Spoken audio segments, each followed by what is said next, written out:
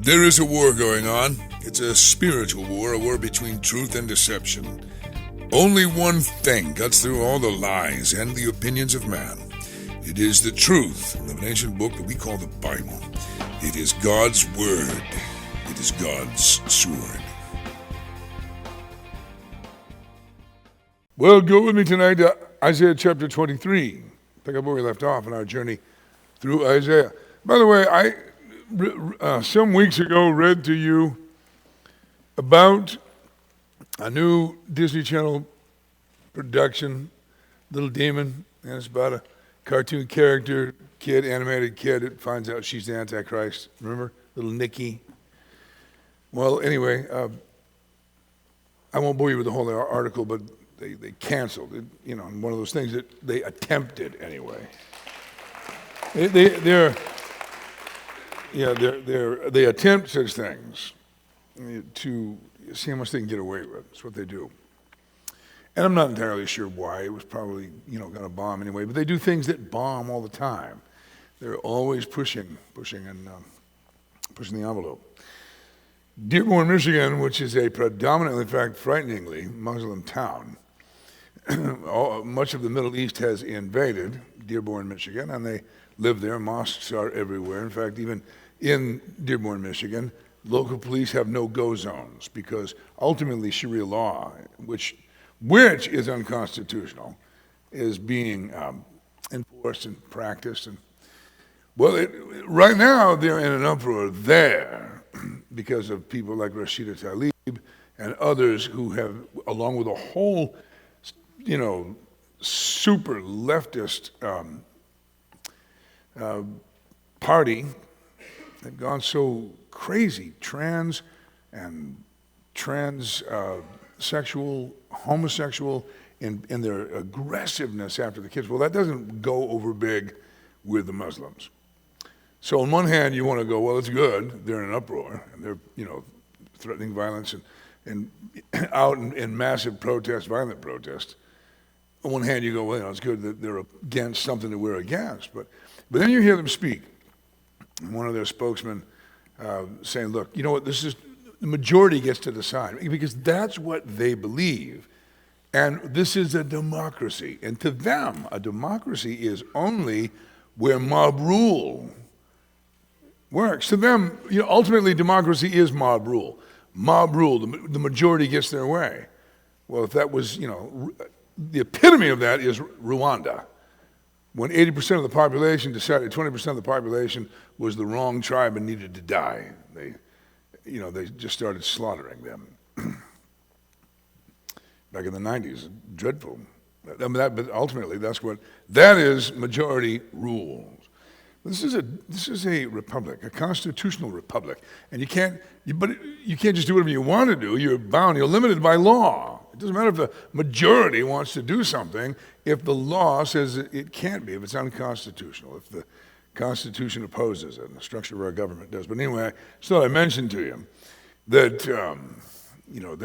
that even some of the Muslims, are switching to a more conservative party, but even that, not necessarily good. It's pretty weird because, again, to them, the democratic system that we've attempted to export to the Middle East regions and to Muslim countries is only the means whereby the Muslim tyrants regain totalitarian control through the vote. So, interesting time in America, and appreciate the prayers for the American Renewal Project and the efforts that we've been making to try to affect America's pastors. And I continue in a real busy stretch of that. Again, having missed so many Sunday evenings, and I've got a few more to miss yet. And really heavy travel schedule. It's my hope that it is, in fact, fruitful and that pastors will come back to the Word, the whole Bible. On our journey through the whole Bible, we're back here in chapter 23. And verse 1 reads, Isaiah 23. The burden of Tyre.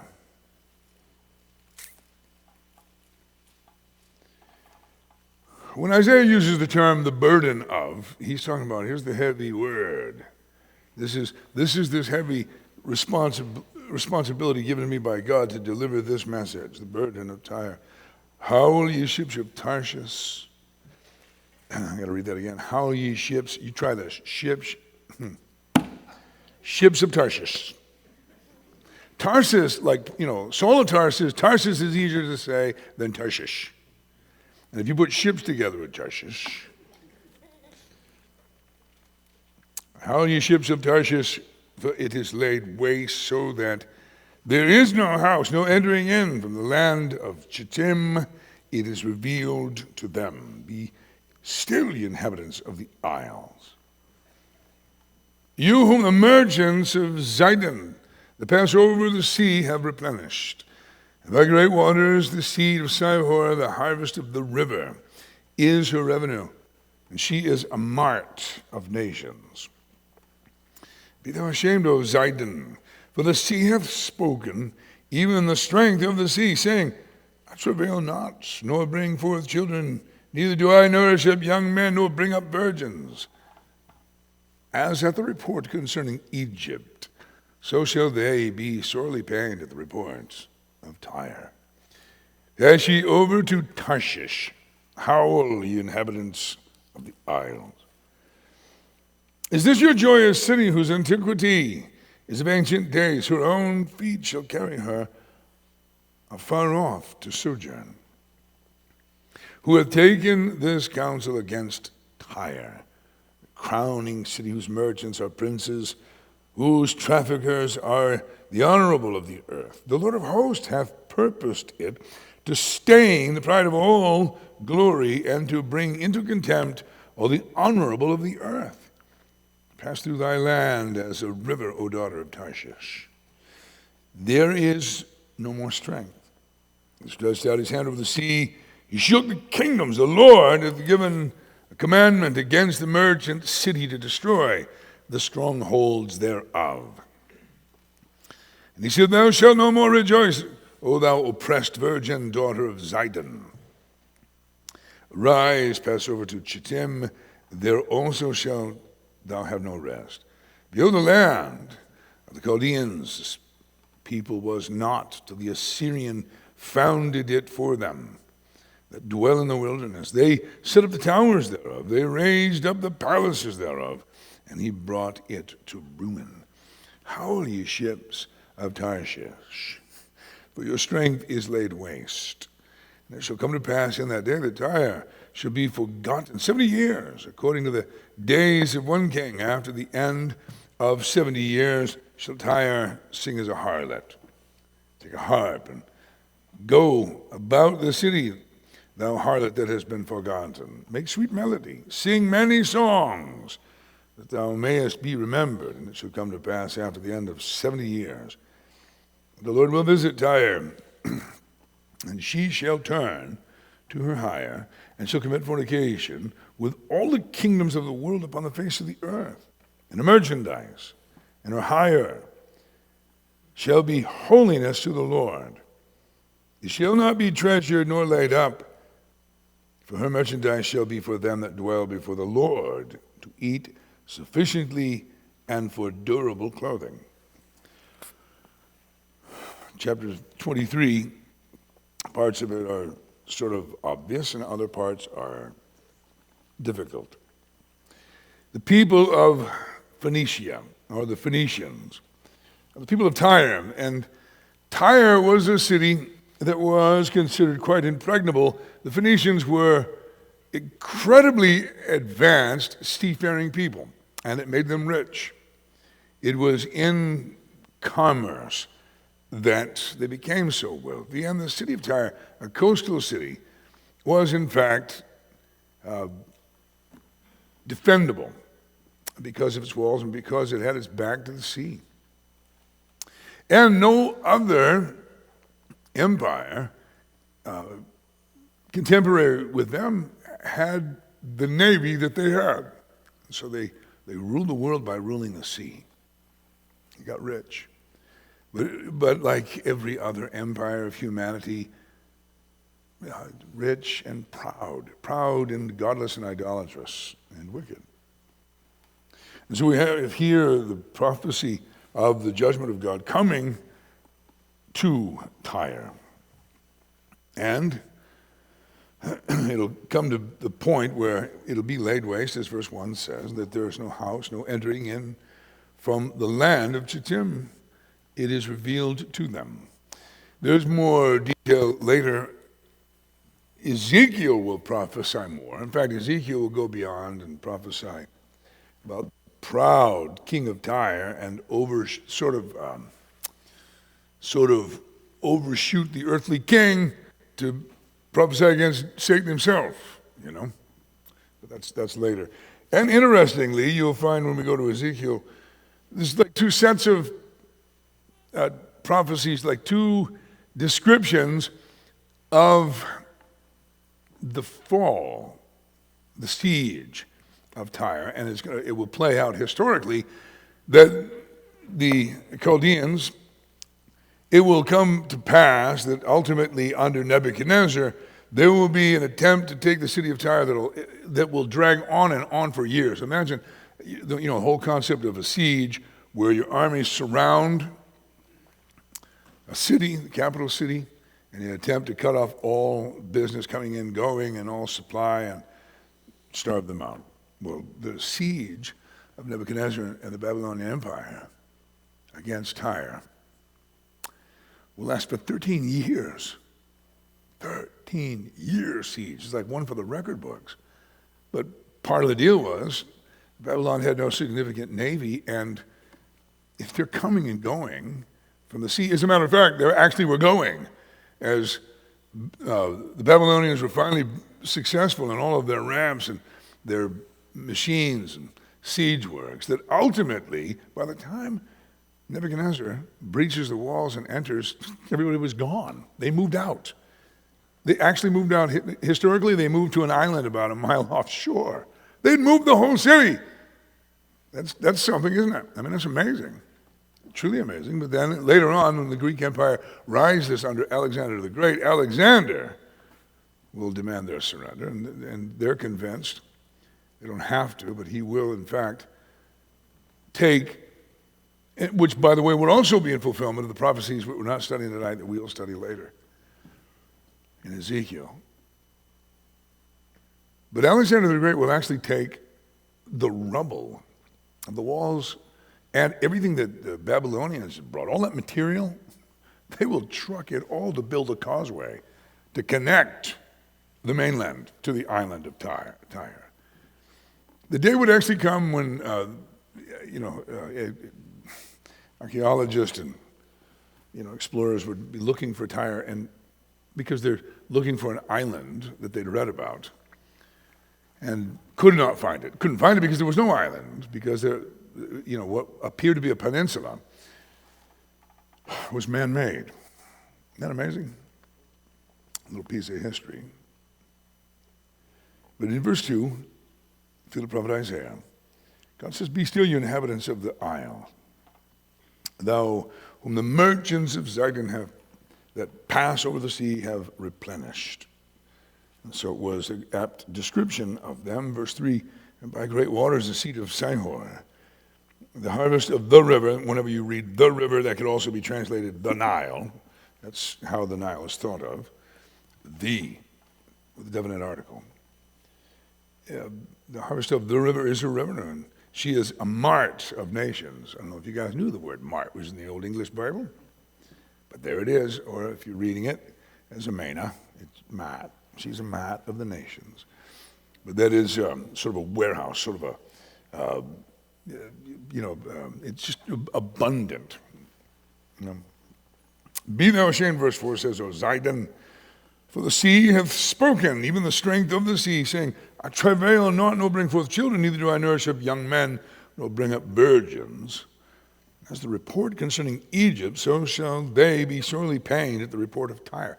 You will remember that ultimately Egypt went through its destruction when Yahweh got involved in waves of plagues, judgments. And that, word of that kind of thing, well, it gets around. And as nations would react to the report of Egypt, so they will when they hear the destruction of Tyre, because everybody does business with Tyre.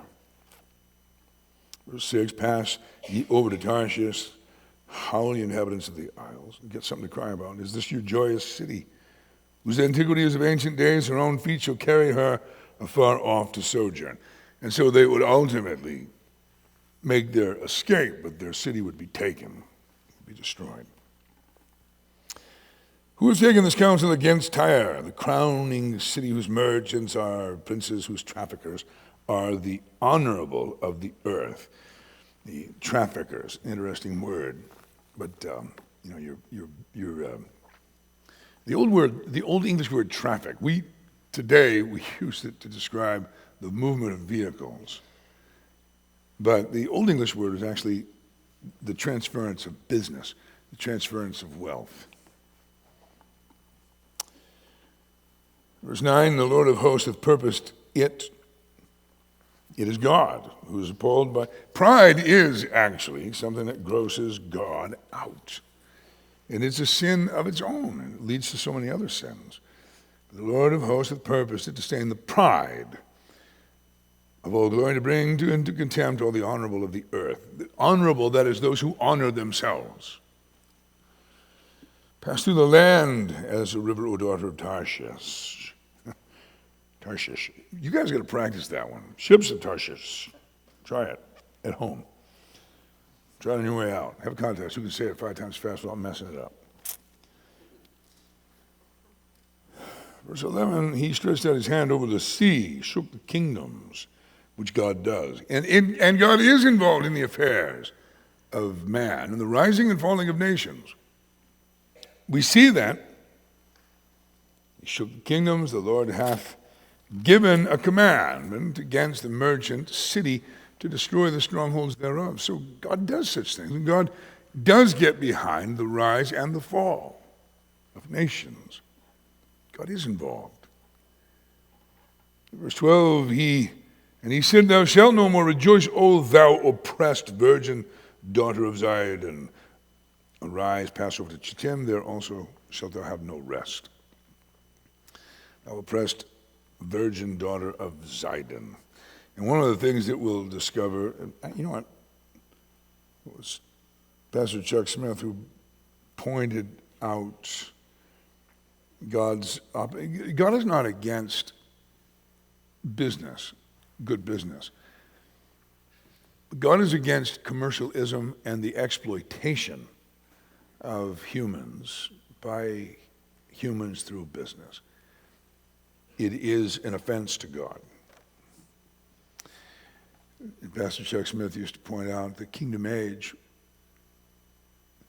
in the reign of Christ, there's no buying or selling. There's no commercialism. There's no business. In that age, we have the invitation of the King. Come and eat freely. It could be a better time. It is commonly now thought that in America, our wealth and the power that came from that wealth was the result of freedom, which is not entirely untrue. Freedom made opportunity happen. We're a nation of immigrants. People come from everywhere. It's not that we're smarter than everybody else, and not that because all the inventions come from here. I don't know if you know that. The disproportionate, outrageous high number of patents are produced here. What's the deal? We just move to this land in North America and get smarter? No, it's just we got freedom, we got an opportunity. People are wrong that think that freedom did that. Freedom did it, and that if we just export freedom, it'll do it elsewhere. That was very common thought of the neoconservatives and the Bush era, all that nation building and all that. And I actually heard him in person. I actually went to the White House on one occasion, believe it or not. Me and nobody got invited to the White House when George W. Bush was the president. I had to go get a suit. I had to go to J.C. Penney, suit up because they got a dress code there. And I did. I went, and I sat in there wondering the whole time, what in the world am I doing here? But whatever. I heard his heart. He actually came in to meet with all these evangelical leaders, or about 100 of us, in the White House. And well, it was a while ago, you know. But he gave this whole talk, and he's trying to share his heart. What's he doing, and why is he doing it? I believe in freedom. I believe in freedom. And I know that he had that conviction. I know he did. But he was way wrong. You know what? Freedom didn't produce anything. The blessing of God did, and it was an ethic. It was a spiritual condition that made the freedom possible. That, you know, you can just say, okay, everybody's free, and you all got votes. You can make the laws. But if people are wicked, they still, as we're seeing now, will still oppress each other, despite the fact that there's freedom. Freedom to one guy means I can just bust all your store windows out and take all your stuff. You understand what I'm saying to you? There are people who think that it's just freedom all by itself, made wealth, and no, it wasn't. It was a spiritual thing. It wasn't freedom. Freedom was a byproduct of a spiritual thing that happened, an ethic, a value for the fellow human, a consciousness of right and wrong. It was an ethic that was the result of biblical knowledge that is now being gone. And so now, as it is being abandoned, where's all that freedom going? Where's all that freedom that made us great? Are the people in San Francisco free? Not, you know what? They're not. No, the only people that are free are the total anarchists and the homeless who are just defecating anywhere they want to, taking whatever they want. Do you understand that if you own a business in San Francisco, well, like Starbucks had to move out. Starbucks had to move out of Seattle. Did you guys know that? You track these things? Starbucks can't do business downtown Seattle. Can't do it. Can't afford to do business there anymore. No, do you understand what I'm saying about freedom goes bye-bye when the spiritual state changes? The notion that all we needed to do is just export freedom. This nation once exported, its chief export was the gospel and biblical conviction, biblical truth. Back to the subject, business empire, like the Phoenicians, has God mad at them for their pride and for their exploitation of, you know, their resources, people. They used them. Verse 13, behold, the land of the Chaldeans, this people was not, till the Assyrian founded it for them, that dwell in the wilderness. They set up the towers thereof, they raised up the palaces thereof, and he brought it to ruin. Howl, ye ships of Tarshish,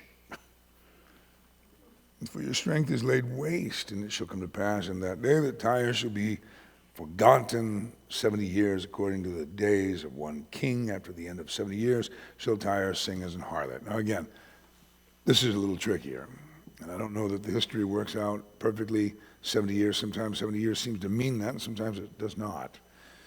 Sometimes it means more, but it is a reality that they were sieged by the Babylonians, more or less survived that, only to ultimately fall to the Greeks.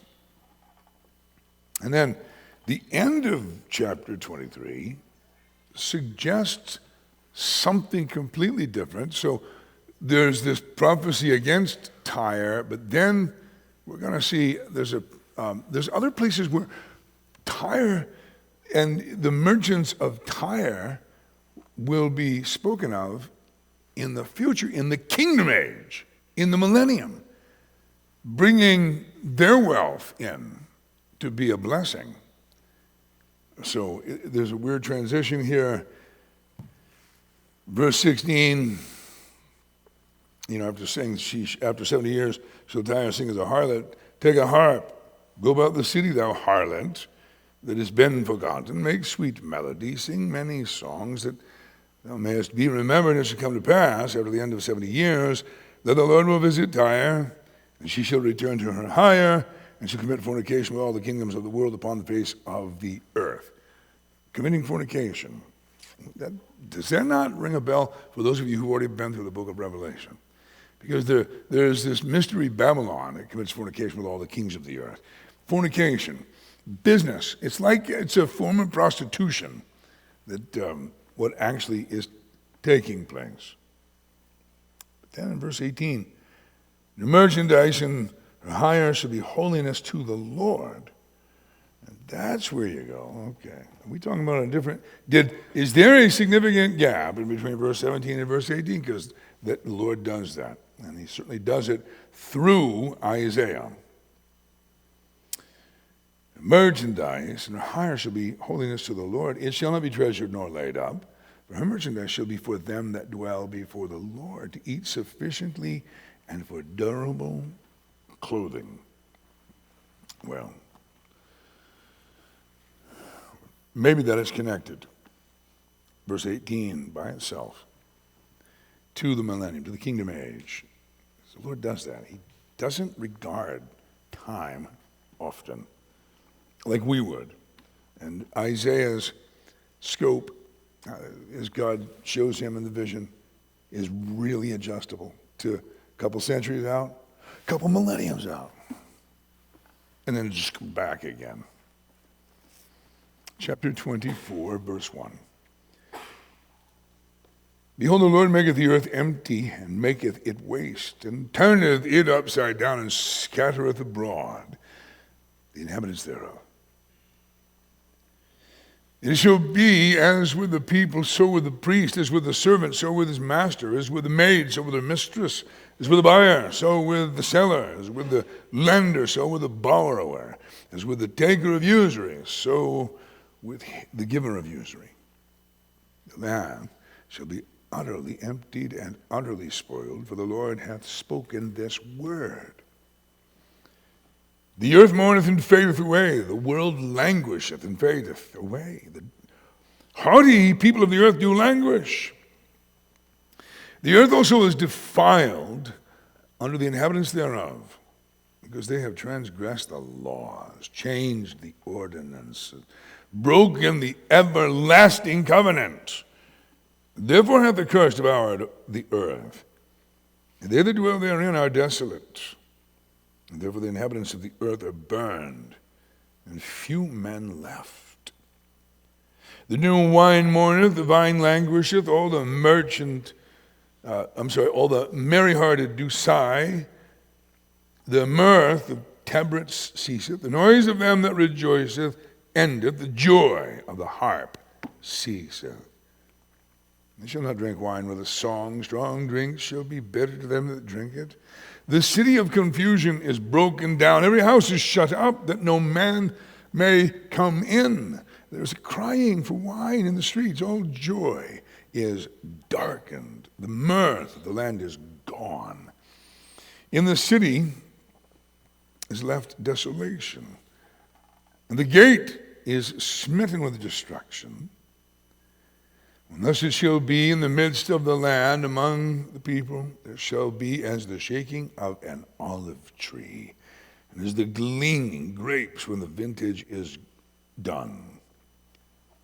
They shall lift up their voice, they shall sing for the majesty of the Lord, they shall cry aloud from the sea. Wherefore glory ye the Lord in the fires, even the name of the Lord God of Israel, in the isles of the sea. From the uttermost part of the earth have we heard songs, even glory to the righteous. But I said, my leanness, woe unto me. The treacherous dealers have dealt treacherously. Yea, the treacherous dealers have dealt very treacherously. Fear and the pit and the snare are upon thee, O inhabitant of the earth. And it shall come to pass that he who fleeth from the noise of the fear shall fall into the pit, and he that cometh up out of the pit shall be taken in the snare. For the windows from on high are open, and the foundations of the earth do shake. The earth is utterly broken down, the earth is clean dissolved, the earth is moved exceedingly. The earth shall reel to and fro like a drunkard. It shall be removed like a cottage. And the transgression thereof shall be heavy upon it, and it shall fall and not rise again. It shall come to pass in that day that the Lord shall punish the host of the high ones that are on high, and the kings of the earth upon the earth. And they shall be gathered together as prisoners, or gathered in the pit. It shall be shut up, and shall be shut up in the prison. After many days shall they be visited, and the moon shall be confounded, and the sun ashamed, when the Lord of hosts shall reign in Mount Zion, and in Jerusalem, and before his ancients gloriously. Well, you got to know from reading, just from the reading and hearing the reading, that chapter 24 is, as far as I can tell anybody that I trust, is a prophecy about the tribulation. And particularly the second half, the second 3.5 years of the tribulation. The expression, those who dwell upon the earth, appears frequently in this chapter, even as it does in the book of Revelation. To try them that dwell upon the earth. The earth dwellers is an expression that is used repeatedly in sort of lamentation by the Apostle John writing Revelation. See it here in this chapter. It continues to appear. So there is coming a time, and I think that the only right way to interpret what is written here, based on the language, is that it is a worldwide event that is being prophesied. Not a local event. Again, verse 1, behold, the Lord maketh the earth empty, and maketh it waste, and turneth it upside down, and scattereth abroad the inhabitants thereof. There is a day, there have been catastrophic events that have happened in the history of the world. The judgment of God came in the days of Noah, and there is fascinating evidence for that everywhere we look. I don't know how much time you guys spend on television, and I don't know what you watch, but I'll tell you, a resource you ought to avail yourself of are a whole series of things that I'm amazed that have not yet, censorship hasn't gone so far yet, to totally censor creation science from YouTube. And so there's a ton of it available on YouTube. There's a whole series, Is Genesis History? And there are shorter segments, and various scientists dealing with the evidence in the world, geologically, of a worldwide catastrophe and of an event that laid down sedimentary layers very rapidly. And the evidence of that is everywhere. Who did the doing of that when all of that was done? Who was it? And again, we talk about the days of Noah, but even after Noah, for centuries after Noah, the continental plates continued their travel and their drift and their collision, the subduction and thrusting up of mountain ranges, as Psalm 104 describes. Valleys going down, mountain ranges going up. That's an interesting thing to talk to your friend and mine, Eric Meyerson, whose field of study was geology. His obsession was, before the Lord saved his soul, was his obsession. He'd probably tell you his obsession was marijuana. But put that together with science, and you come up with Al Gore's theories and global warming, climate change, foolishness. And that was once Eric's life. And so he's got a really interesting perspective. And as I've had opportunity, usually it's when we're doing teen camp and everything else, that we're out together in our state. We get to talk about escars that we're driving on. And they're so much of what happened here in the state of Maine, geologically speaking, happened in the aftermath of the flood. Our state was very much formed then. So many of our valleys were carved out then by glacial activity in the ice age that followed the judgment of God in the days of Noah. If you travel on horseback road in camel up through Carmel and Levant. You're driving on an eschar. An eschar is, and that's the reason why there's gravel pits, and the reason why the road is like you're riding a ridge and you're looking down from Horseback Road, generally speaking, frequently. Okay, that's boring you. I've lost you. I spent a significant portion of my elementary school years in a really dumpy travel trailer that was parked right at the bottom of the eschar. And consequently, the neighbor had opened up a massive gravel pit right there by where Fuller Road intersects with Horseback. And there was so much gravel, and it was so deep, the hill was so high, and it was my kingdom. When nobody was there with it working, it was my kingdom. It could become whatever planet I wanted it to be. I could be on an alien planet fighting aliens. I could be climbing mountains, your boy imagination, because I was weird and I was alone. And I used to marvel at this whole reality, from the top of this hill all the way down here, this big pit that's being dug. All of this is gravel.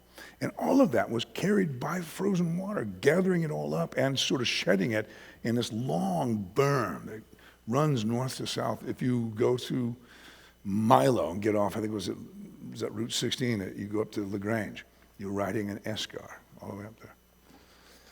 All right, anyway. I chased that rabbit, as it were, because it's a fascinating study that the world has undergone violent upheavals in the past. In the days of Noah, it was so great that everyone was killed, whole world, worldwide. Humanity went down to 8. Total extinction, if it had not been for the grace of God, mercy of God. Genesis 6:8, Noah found grace in the eyes of the Lord.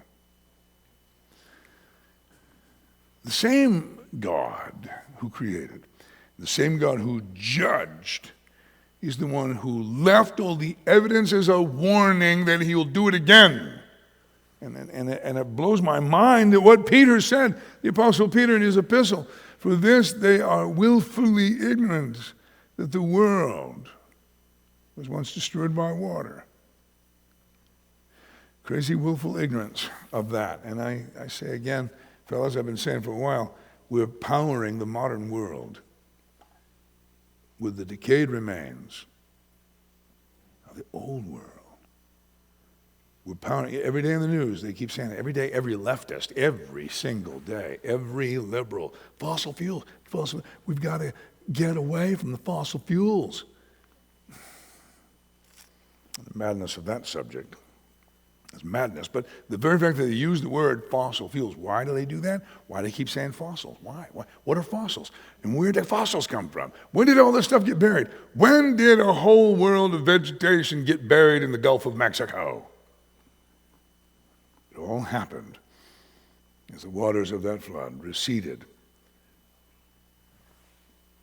from North America right down and scoured the entire continent of living matter that is buried.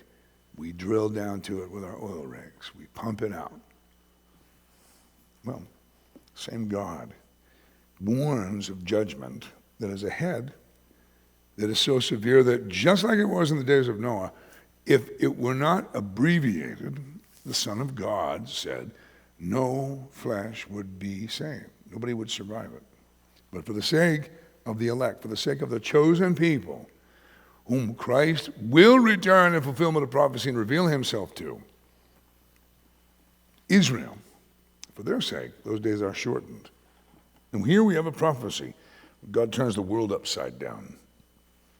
Could be a whole lot more to that. Could actually, Pastor Chuck used to speculate about reversing a polar axis and all kinds of things. The Lord, again, I'm old technology, and I still think of the Etch-a-Sketch.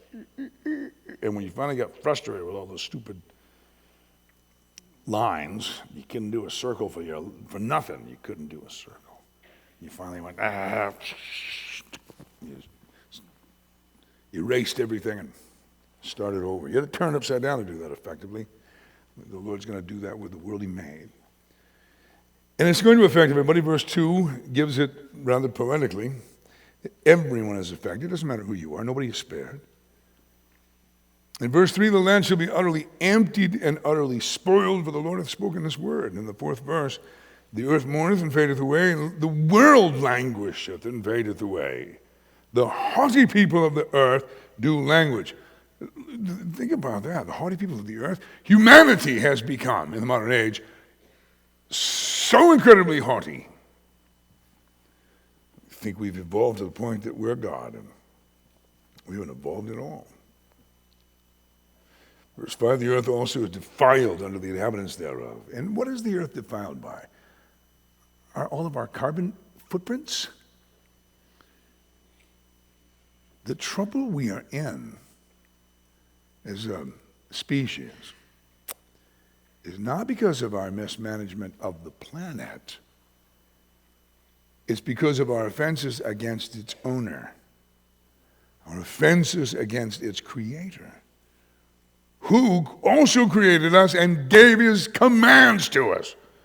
So what are we in trouble for? The earth is defiled under the inhabitants thereof because they have transgressed the laws.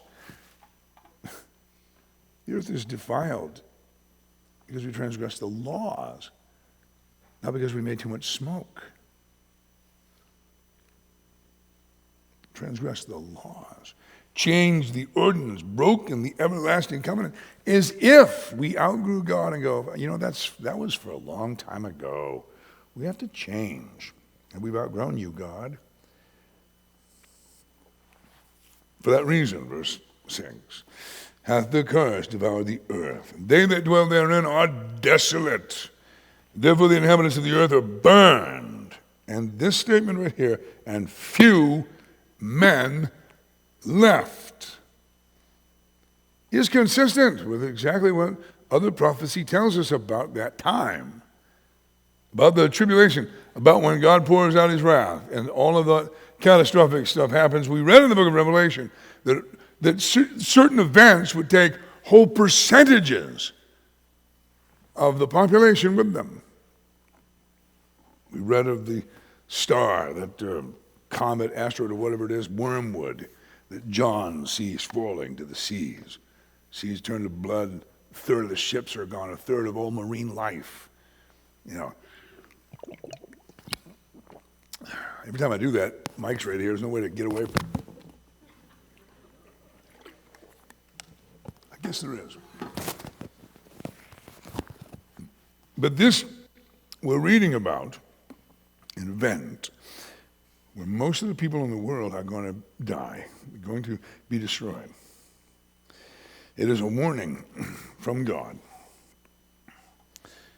Few people actually believe it. And so there are the very poetic descriptions that follow. The new wine mourneth, vine languisheth, all the merry-hearted do sigh. So in other words, there's an end coming for all of the parties and all the clubbing, all the raves. There's a time it will all be abruptly ended. It will cease. So you read this here, the mirth of tabrets ceaseth, the noise of them that rejoiceth, the joy of the harp ceaseth. Add to that, it's all going to end. The whole scene gets interrupted. Verse 9, they shall not drink wine with song. Strong drink shall be better to them that drink it. City of confusion is broken down. I think of that in a time of catastrophe. The city of confusion. When total chaos is happening. This is horrifying when you really stop and think about it. Every house is shut up that no man may come in. There's crying for wine on the streets. All joy is dark and the mirth of the land is gone. man-made lights are extinguished. Can you imagine the dread of it all? Nobody's cell phone works. All the towers are down. And it's night somewhere, and even where it's day, it looks like night.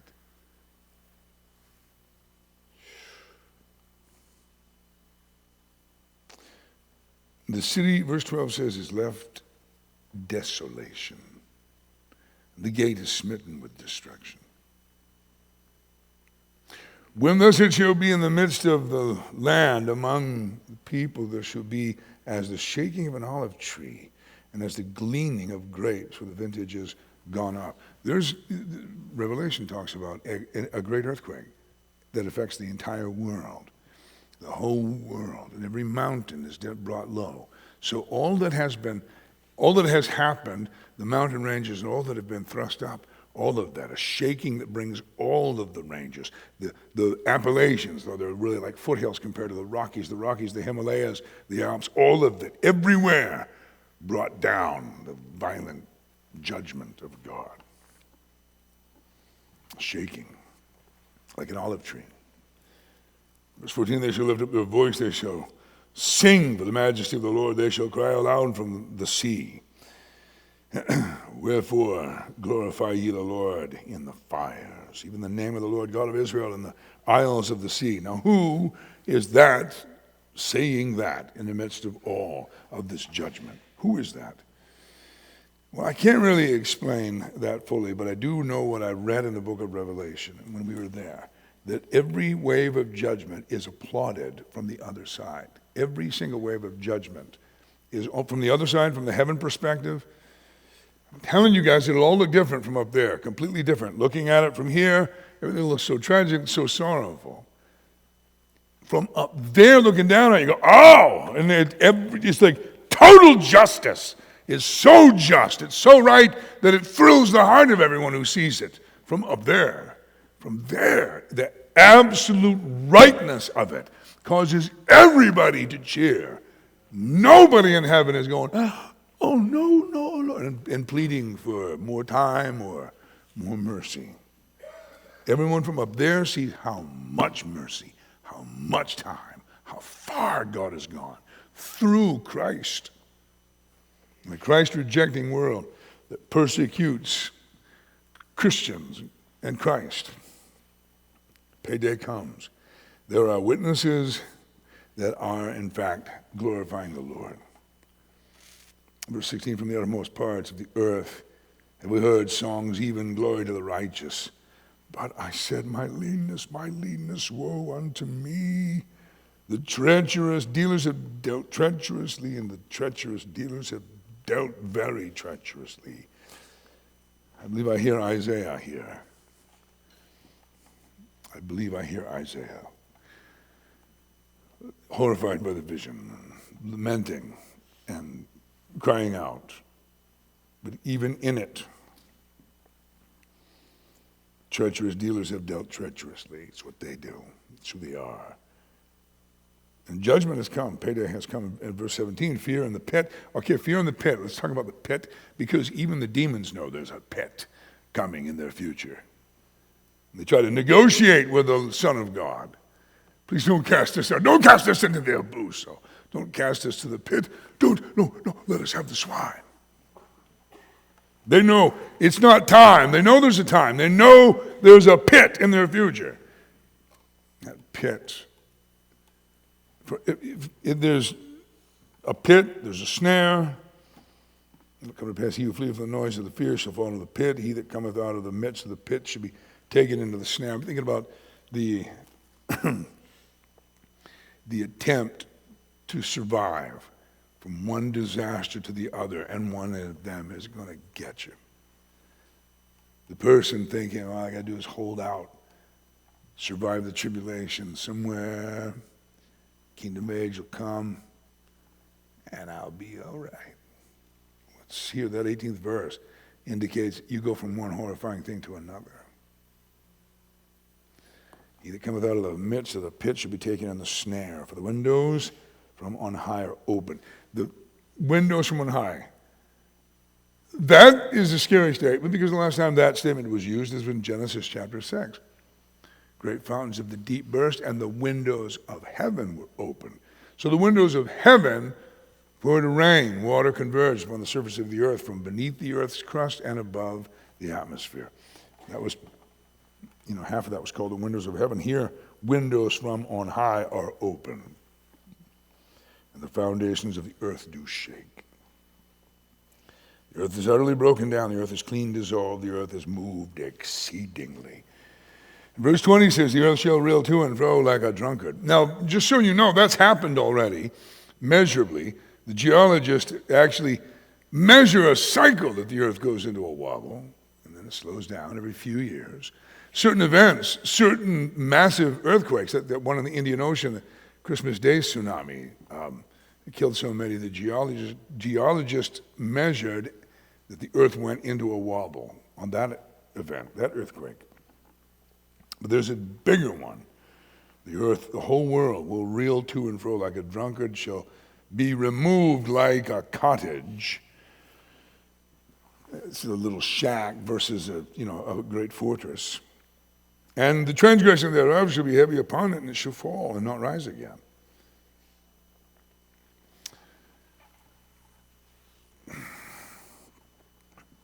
Some of us here have experienced the reeling to and fro like a drunkard.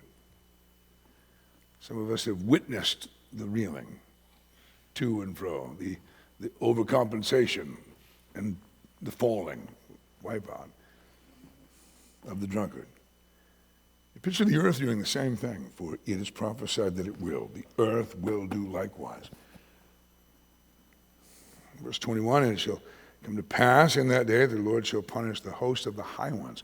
Now here, guys, is a reference to what we're up against now. For we wrestle not against flesh and blood, remember? What did the Apostle Paul say in Ephesians chapter 6?